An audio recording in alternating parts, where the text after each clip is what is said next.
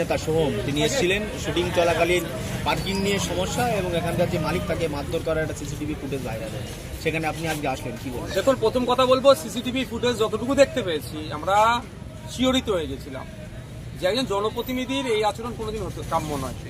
যেভাবে মুখে পাঞ্চ করেছে, লাথি কিক মেরেছে, এটা কোনোভাবেই কাম্য নয়।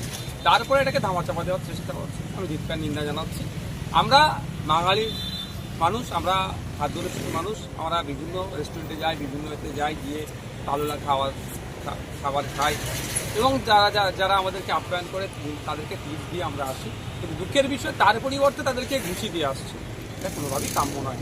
শাসক দলের যে সিম্বলকে সামনে রেখে যেভাবে মিসইউজ করছে, শাসকের বদনাম হবে।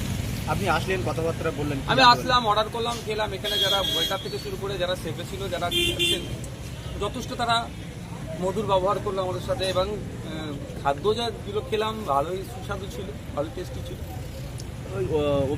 যে মারধর করেছিল সোহম, তার বিষয়ে কি কোনো জিজ্ঞাসাবাদ কিছু করে দিন? সেদিন কি হয়েছিল না কিছু জানার চেষ্টা করলাম, বাকিটা তো দেখিয়ে পেলাম মিডিয়ার মাধ্যমে, অনেক কিছু হয়েছে।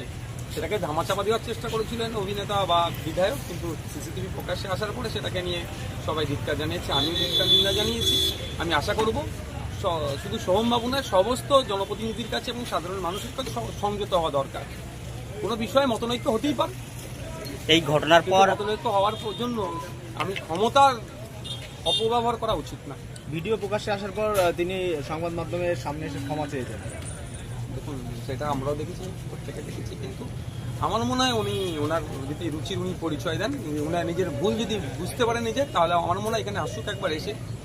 আরে তাই বাংলার এমনি কাজ না, কাজ হারিয়ে বিভিন্ন রাজ্যে পরিযায়ী শ্রমিক হয়ে যাচ্ছে, এখানে তার একটা রেস্টুরেন্ট বানিয়ে তো এত ছেলেদের মুখে আহার তুলে দিচ্ছে, এত ছেলে কাজ করছে, এখানকার রেস্টুরেন্ট মালিকের সাথে একটু কথা বলুক না, কিন্তু যে এই দিনটা তো পিক অফ দ্য মোমেন্ট ছিল, এইটুকুই কতটুকু শব্দ খরচ করুক না, তাহলে যেন কিন্তু প্রকৃত জনপ্রতিনিধি।